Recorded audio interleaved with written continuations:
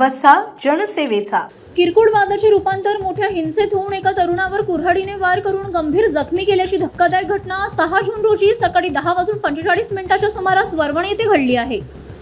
या हल्ल्यात रहीम शाह इस्माईल शाह हा तरुण गंभीर जखमी झाला असून त्याच्यावर बुलढाणा येथील रुग्णालयात उपचार सुरू आहेत. या प्रकरणी बुलढाणा ग्रामीण पोलीस ठाण्यात गुन्हा दाखल करण्यात आला आहे.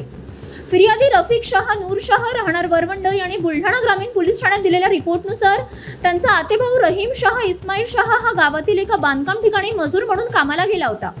सकाळी अंदाजे 10 वाजेच्या सुमारास वरवंड बस स्थानकाजवळ रहीम शाह आणि गावातीलच अर्जुन श्रीराम इंगडे यांच्यात काहीतरी कारणावरून किरकोळ वाद झाला होता. त्यानंतर दोघेही तिथून निघून गेले. त्यानंतर अवघ्या पाऊण तासात म्हणजे सकाळी 10:45 सुमारास बांधकाम सुरू असलेल्या घरासमोर आरोपी अर्जुन इंगडे याने रहीम शहाला पुन्हा गाठले व त्यांच्यात पुन्हा भांडण सुरू झाले. वाद विकोपला गेल्याने आरोपी अर्जुन इंगडे याने स्वतः जवळील कुऱ्हाडीने रहीम शहाच्या डोक्यावर थेट आणि जोरदार वार केले. या हल्ल्यात रहीम शहाच्या डोक्याला गंभीर दुखापत होऊन मोठा रक्तस्राव झाला आणि तो जागीच कोसळला. मी तुला संध्याकाळपर्यंत जीवाने मारून टाकतो अशी धमकीही आरोपीने यावेळी दिली.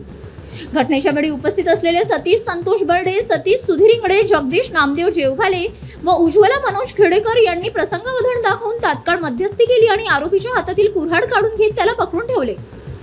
रक्ताच्या थारोळ्यात पडलेल्या रहीम शहाला त्याचे मित्र सतीश बर्डे आणि संतोष इंगडे यांनी मोटरसायकलीने तातडीने वरवंड येथील स्थानिक दवाखान्यात नेले. मात्र प्रकृती अत्यंत गंभीर असल्याने त्याला तात्काळ बुलढाणा येथील खासगी हॉस्पिटलमध्ये पुढील उपचारासाठी दाखल करण्यात आले आहे.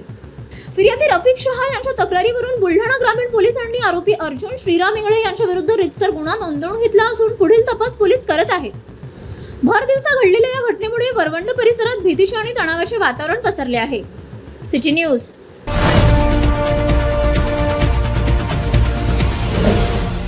सिटी न्यूज वसा जनसेवेचा.